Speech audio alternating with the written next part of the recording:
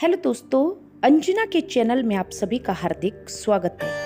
तो आइए दोस्तों, आज हम जानते हैं अनुभव के बारे में, यानी कि एक्सपीरियंस के बारे में। दोस्तों, हमारे बुजुर्ग कहते थे कि कोई भी कार्य करो, सर्वप्रथम किसी बड़े बूढ़े व्यक्ति से अनुभव जरूर लो।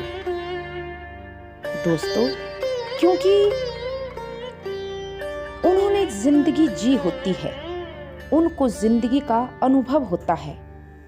आजकल के युवा लोग जोश में होश खो बैठते हैं, लेकिन दोस्तों, अनुभव जीने का सही तरीका हमें जिंदगी जीना सिखाता है।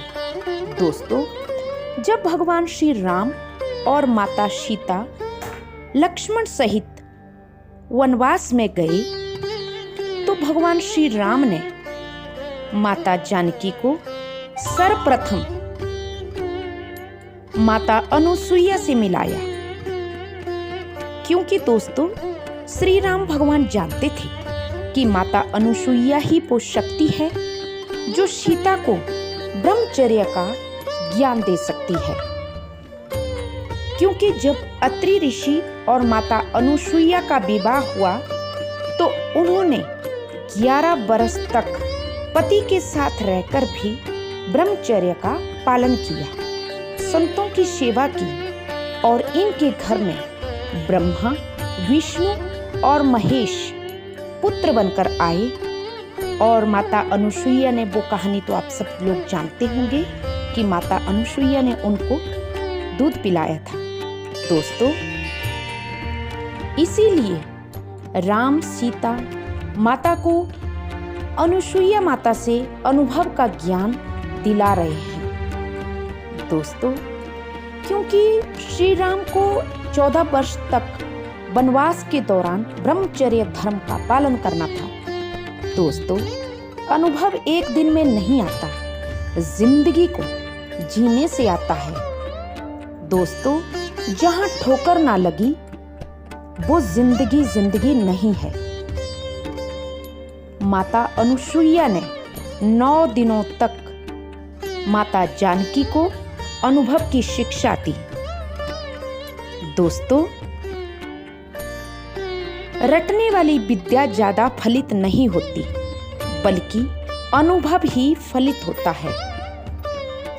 माता अनुसुईया ने माता सीता को 9 दिनों तक अनुभव का ज्ञान दिया, और साथ में माता सीता को एक ऐसा वस्त्र दिया कि जो 14 वर्षों तक मलिन नहीं होगा, और उसमें कोई भी वो अछूता भी नहीं होगा।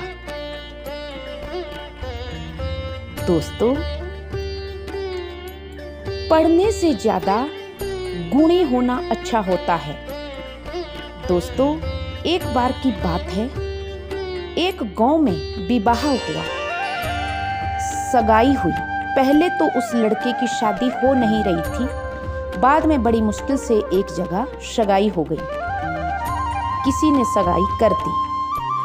तो लड़की के पिता ने शर्त रख दी कि कोई भी बारात में, बूढ़ा बारात में नहीं आएगा।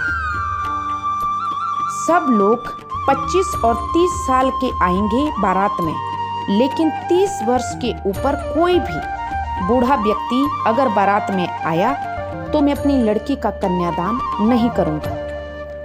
दोस्तों, लड़के वालों ने शर्त मान ली। सभी लोग जवान बारात लेकर लड़की वालों के यहाँ घर पर पहुंच गए। तो वहां जाकर वो लोग देखते हैं कि लड़के वालों के घर पर ना कोई साज सजावट और ना किसी ने बारात का स्वागत किया। लड़के वालों ने कहा कि लड़की को बुलाओ, मुहूर्त में देरी हो रही है। तो लड़की वालों ने कहा, लड़की के जो पिता थे, कि नहीं, एक और शर्त है हमारी। इस पर दोस्तों, लड़के वालों ने कहा कि बताइए क्या शर्त है। इस पर दोस्तों, लड़की के पिता ने कहा कि मेरी दूसरी शर्त ये है कि हमारे गांव में जो नदी बह रही है उसको तुम सब लोग अभी रोक दो और उसमें दूध की नदी बहा दो, तो ही मैं अपनी बेटी के फेरे पड़ने दूंगा, नहीं तो आप बारात वापस ले जा सकते हैं। दोस्तों, अब सब लोग हैरान हो जाते हैं और एक दूसरे से गांव में एक दूसरे से फोन पे आइडिया लेने लगते हैं, उपाय पूछने लगते हैं, लेकिन कुछ नहीं हल आता। दोस्तों, अब लड़की शर्त के अनुसार लड़की के पिता ने मना किया तो बारात वापस लौटने लगी। अब जो दूल्हे का नाना था वो 100 वर्ष का था। उसकी इच्छा थी कि मैं कैसे भी करके अपने दोहते की शादी देख लूं। वो चुपचाप डिक्की में बैठकर आ गया था। जब बारात लौटने लगी, जैसे ही जल्दी जल्दी में गाड़ी को धक्का लगा, वो डिक्की खुल गई और डिक्की के अंदर वो नाना सोया हुआ था। तो दोस्तों, दूल्हे वालों ने कहा कि नाना आप यहाँ क्या कर रहे हो? सब लोग हैरान होकर बूढ़े से पूछने लगे। बूढ़ा बोला, शादी हो गई क्या इतनी जल्दी? सब लोग बोले, नहीं, हम तो वापस ही खाली हाथ लौट रहे हैं। वो दूल्हे का नाना बोला, क्यों?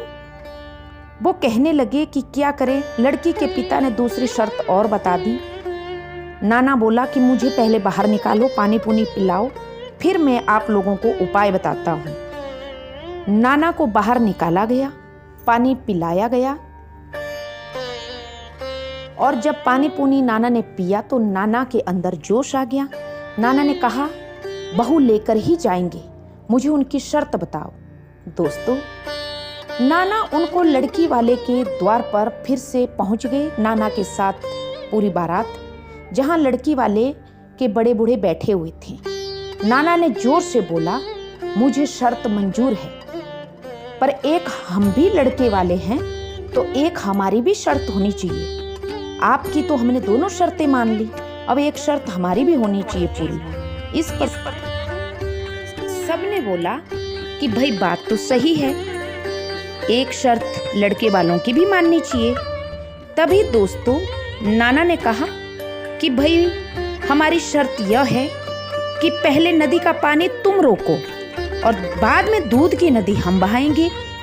अब लड़की वाले तो हैरान रह गए कि इसलिए कहा था कि कोई बूढ़ा ना आए, कोई इनको उपाय ना बताए, क्योंकि वो तो अपनी लड़की की शादी उनसे करना ही नहीं चाहते थे।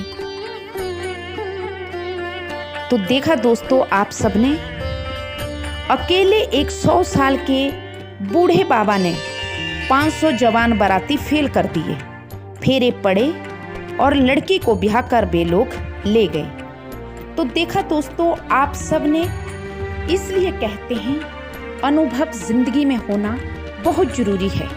चाहे आप जितनी भी डिग्रियां, पीएचडी, कितना भी कुछ हासिल क्यों ना कर लो, जिंदगी के अनुभव ही व्यक्ति को प्रभावशाली, ज्ञानवान और धैर्यवान बनाते हैं। दोस्तों, बिना अनुभव के जिंदगी में कुछ भी नहीं है। तो ऐसे ही दोस्तों भगवान श्री राम जानते थे कि 14 वर्षों तक ब्रह्मचर्य का पालन करना है और माता सीता को भी अत्रि मुनि की जो धर्मपत्नी थी अनुसुईया देवी, उनसे ज्ञान सीता माता को देना था।